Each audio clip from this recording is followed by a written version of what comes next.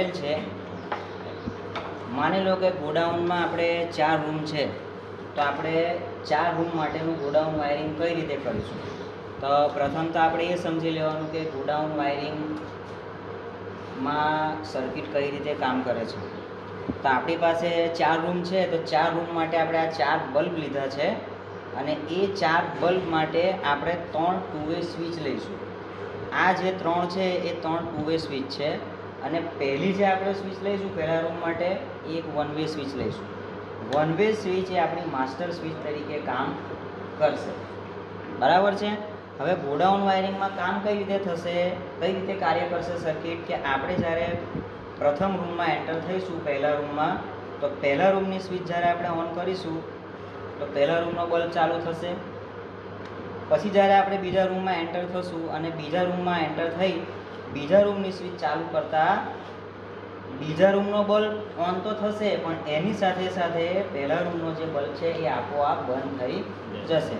એ જ રીતે જ્યારે આપણે ત્રીજા રૂમમાં એન્ટર થઈશું, ત્રીજા રૂમની સ્વિચ ચાલુ કરીશું તો ત્રીજા રૂમનો બલ્બ ચાલુ થશે, સાથે સાથે બીજા રૂમનો બંધ થશે. એ જ રીતે ચોથા રૂમનું થશે. ચોથા રૂમની સ્વિચ ચાલુ કરતાં ચોથા રૂમનો બલ્બ ચાલુ થશે, ત્રીજા રૂમનો બલ્બ આપોઆપ બંધ થશે. હવે જ્યારે આપણે આપણું કામ પતાવીને ગોડાઉનમાંથી જ્યારે બહાર નીકળીશું ચોથા રૂમમાંથી, તો એ કન્ડિશન આખી કેવી થઈ જશે? ઉલટી. ચોથા રૂમમાંથી બહાર નીકળતા આપણે ચોથા રૂમની સ્વિચ આપણે જ્યારે ઓફ કરીશું તો ચોથા રૂમનો બલ્બ ઓફ તો થશે, પણ સાથે સાથે આપોઆપ ત્રીજા રૂમનો જે બલ્બ છે એ શું થઈ જશે? ઓન થશે. બરાબર. પછી જ્યારે આપણે ત્રીજા રૂમમાંથી બીજા રૂમમાં આવીશું, ત્રીજા રૂમની સ્વિચ ઓફ કરતાં ત્રીજા રૂમનો બલ્બ ઓફ થશે, એની સાથે સાથે બીજા રૂમનો બલ્બ જે છે એ આપોઆપ ઓન થશે. એ જ રીતે પહેલા રૂમમાં થશે.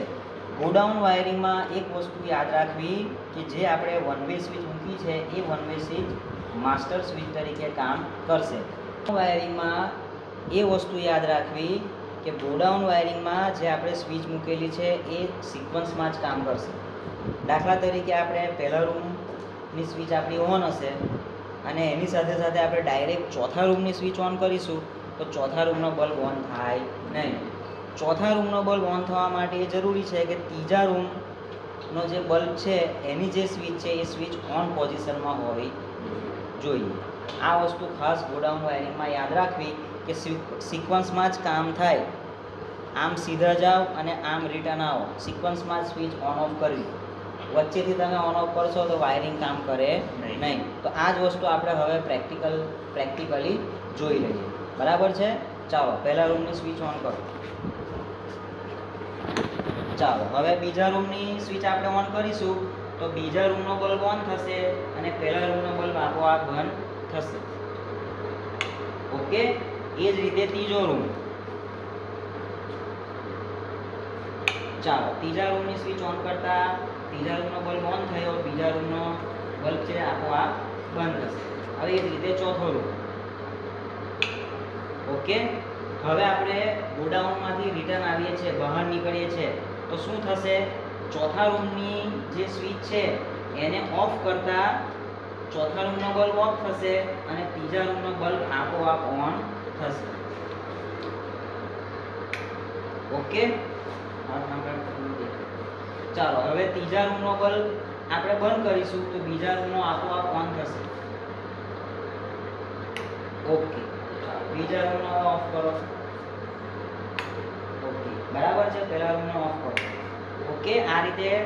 અને બીજી એક ખાસ વાત કે માની લો કે પહેલા રૂમની સ્વિચ ઓન છે, હવે આપણે ડાયરેક્ટ ચોથા રૂમની સ્વિચ ઓન કરીશું તો ચોથા રૂમનો બલ્બ ઓન થાય નહીં.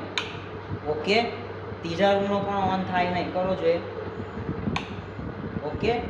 તો જે પણ બલ્બ ઓન કરવો હોય એના માટે જરૂરી છે કે એની આગળની સ્વિચ ઓન પોઝિશનમાં હોવી જોઈએ.